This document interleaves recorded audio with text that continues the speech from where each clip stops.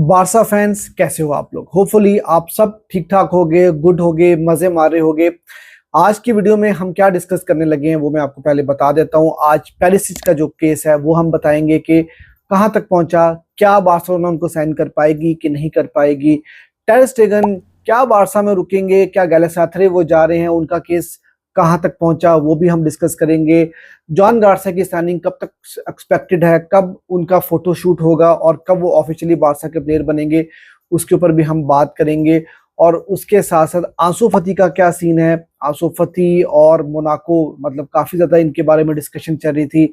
अभी क्या अपडेट्स हैं, क्या बारसा और मोनाको के दरमियान एग्रीमेंट होगा नहीं होगा, उसके ऊपर बात करेंगे। और सबसे इंपॉर्टेंट चीज निको विलियम्स के ऊपर हम बात करेंगे कि क्या निको विलियम्स बाकी में बार्सिलोना आ सकते हैं कि नहीं आ सकते, क्या हर्डल्स हैं बारसा के लिए निको विलियम्स को साइन करने में। ये सारी की सारी डिस्कशंस जो हैं वो आज की वीडियो में हम करने जा रहे हैं। लेकिन वीडियो स्टार्ट करने से पहले आपसे रिक्वेस्ट ये रहेगी कि भाइयों प्लीज मेरे चैनल को सब्सक्राइब जरूर कर लेना ताकि आपको बारसा की अपडेट्स रेगुलरली मिल सकें।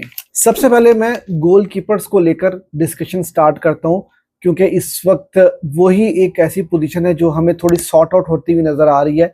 तो हम लोग पहले जॉन गार्सिया के ऊपर बात कर लेते हैं।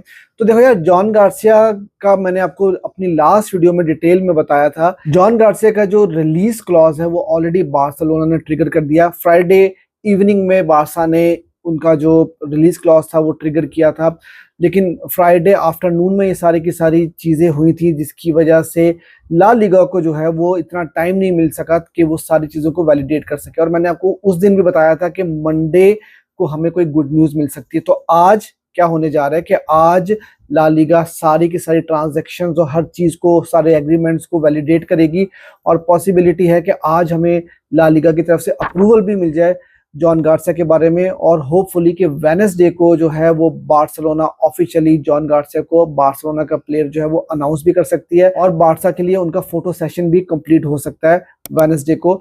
तो बहुत जल्दी जो है जॉन गार्सिया ऑफिशियली आपको बार्सिलोना की किट में भी नजर आने वाले हैं। अब हम टर स्टेगन के बारे में बात कर लेते हैं। देखो यार, टर स्टेगन का जो केस है ना, उसके बारे में डिफरेंट सोर्सेस की डिफरेंट न्यूज आ रही हैं। कुछ सोर्सेस ये रिपोर्ट कर रहे हैं कि गैलातासराय और टर स्टेगन इन दोनों का एग्रीमेंट हो चुका है और अब बार्सिलोना और गैलातासराय के दरमियान जो है एग्रीमेंट होना बाकी है।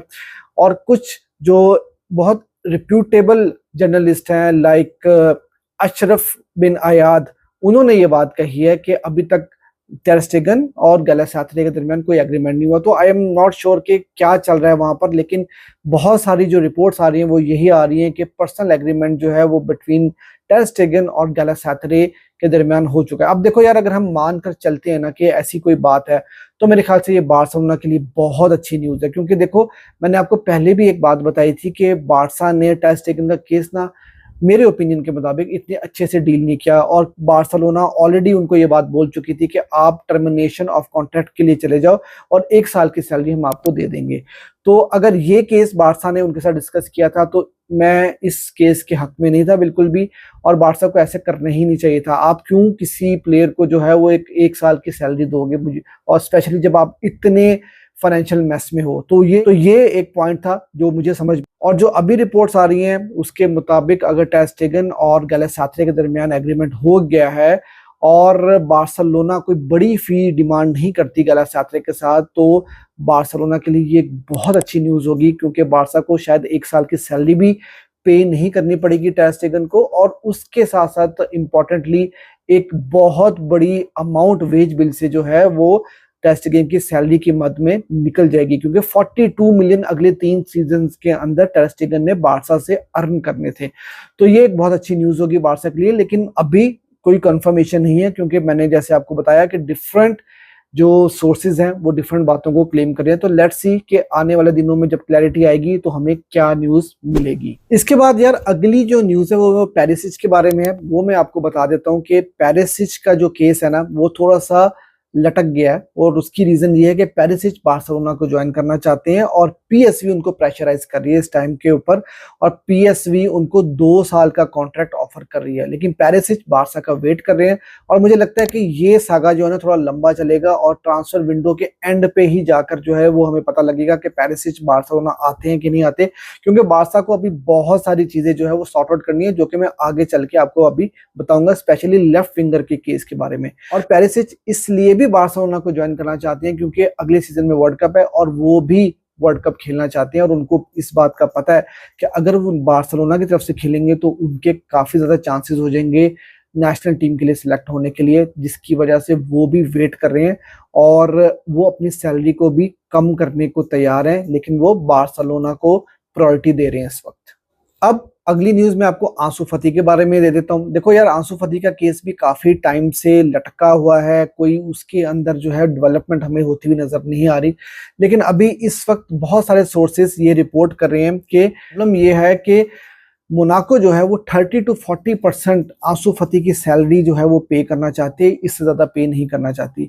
और बार्सा और मोनाको के दरमियान अभी लोन डील के ऊपर भी प्रॉब्लम्स चल रही हैं, सैलरी के ऊपर भी प्रॉब्लम्स चल रही हैं और बाय ऑप्शन जो होगा या बाय क्लॉज होगा उसकी अमाउंट कितनी होगी उसके ऊपर भी प्रॉब्लम चल रही है। लेकिन आज ये खबर निकल के सामने आई है और वो खबर ये है कि देखो एग्रीमेंट कहीं ना कहीं दोनों के दरमियान म्यूचुअली एक तरह से एक अंडरस्टैंडिंग जरूर है और कहीं ना कहीं टाइम के साथ ये चीजें जो है सॉर्ट आउट हो जाएंगी। तो यही बात मैं हमेशा बोलता हूँ कि बार्सिलोना ने जिस तरह से प्लेयर्स को सैलरीज ऑफर की हुई हैं, जैसे टर स्टेगन है, लॉन्गले, आंसू फती, तो अभी जो है वो बार्सा के लिए प्रॉब्लम्स हो रही है। प्लेयर्स को ऑफलोड करना भी मुश्किल है क्योंकि प्लेयर्स जो हैं वो बेसिकली हाई सैलरी के ऊपर होते हैं। जो नए क्लब में जब वो जाते हैं तो नए क्लब से भी वो ज्यादा हाई सैलरी डिमांड कर रहे होते हैं जो कि वो अफोर्ड नहीं कर पाते।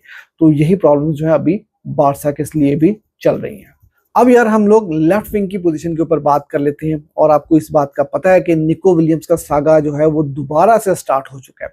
देखो यार, पहली चीज तो ये कि जो अभी रिपोर्ट्स आ रही है ना उसके मुताबिक लुइस डियाज अभी भी बार्सिलोना की प्रायोरिटी के ऊपर है और उसके बाद निको विलियम्स का नंबर आता है। राशफोर्ड भी लाइन के ऊपर बैठे हुए हैं और वो भी इंतजार कर रहे हैं कि बार्सा आए और उनको चाहे लोन पर ही सही लेकिन उनको साइन कर ले।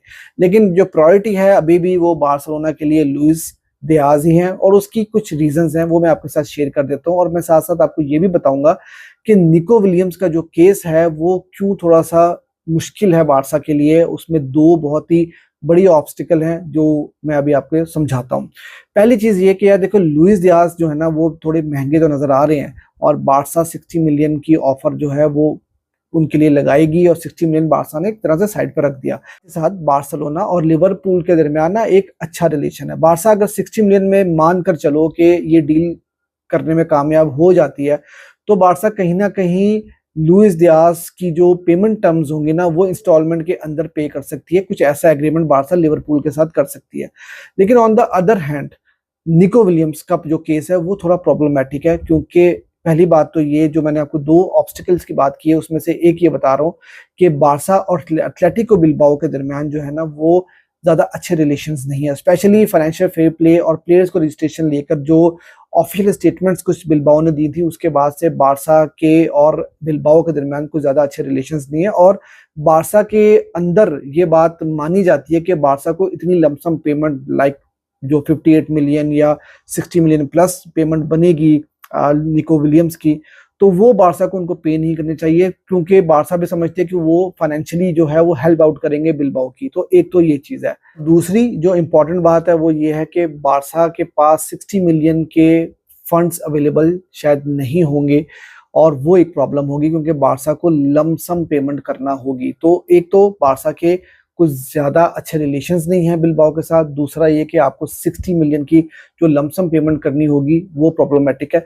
लुइस डियाज के केस में जैसा मैंने आपको एक्सप्लेन किया कि बार्सा शायद इंस्टॉलमेंट करा ले तो वहां पर बार्सा उनकी वो पेमेंट्स कर सकती है। बाकी इसके अलावा यार ये चीज तो अब सबको नजर आ रही है कि निको विलियम्स जो है वो बार्सा आना चाहते हैं। फैब्रिजियो रोमानो ने भी इस चीज को बार बार जो है रिपोर्ट किया है और उन्होंने ये भी रिपोर्ट किया कि जितने भी क्लब्स उनको साइन करना चाहते हैं लाइक बायर्न म्यूनिक है या दूसरे क्लब्स हैं, उनको इस बात का पता है कि प्लेयर की प्रायोरिटी जो है वो बार्सिलोना ही है। और एक और चीज जो कि बार्सा के अंदर एक थोड़ा सा जिसमें है कि आप कह सकते हो कि कंफ्यूजन लेकर आती है बार्सा मैनेजमेंट में, वो ये कि आपको पता है कि बार्सिलोना बहुत दिनों के बाद से ना अपने पैरों पे खड़ा होना शुरू हुई है और हम स्टारडम से बाहर निकल के अब इस वक्त जो है ना कलेक्टिवली अच्छी फुटबॉल खेल रहे हैं और ड्रेसिंग रूम का माहौल बहुत अच्छा है। तो कहीं ना कहीं ये चीजें भी बार्सा में डिस्कस हो रही हैं कि अगर निको विलियम्स आते हैं तो कहीं ना कहीं प्लेयर पावर ड्रेसिंग रूम के अंदर जो है ना वो बन सकती है। लामीन यमाल कितने इंपॉर्टेंट प्लेयर है बार्सा के लिए, उनके साथ जब निको विलियम्स आएंगे तो कहीं ना कहीं प्लेयर पावर भी आ सकती है। और अगर यमाल नाराज होते हैं या निको नाराज होते हैं तो इन दोनों में से कोई एक भी नाराज होता है प्लेयर किसी भी वजह से, तो आपको पता है ग्रुपिंग हो सकती है या फिर दोनों प्लेयर्स जो हैं वो एक तरह से एक ग्रुप बनाकर साइड पे बैठ सकते हैं। तो ये चीजें भी जो है ये सोच भी बार्सिलोना में पाई जा रही है इस वक्त। और उसके बाद साथ ही साथ ये भी बात कही जा रही है कि अगर बार्सा को निको विलियम्स को साइन करना है तो एक बड़ी डिपार्चर भी बार्सा को चाहिए होगी जिससे बार्सा अच्छे खासे पैसे बना सके। तो ये सारी की सारी न्यूज़ जो है ना वो निको विलियम्स लुइस डियाज को लेकर जो है वो आ रही हैं और अब देखते हैं कि क्लैरिटी जो है वो आने वाले दिनों में हमें मिलेगी और बार्सा किस ऑप्शन के लिए जाएगी। क्या लुइस डियाज को साइन करने जाएंगे हम, क्या निको विलियम्स को साइन करने के लिए जाएंगे, या फिर राशफोर्ड ही हमारी किस्मत में बचे हैं।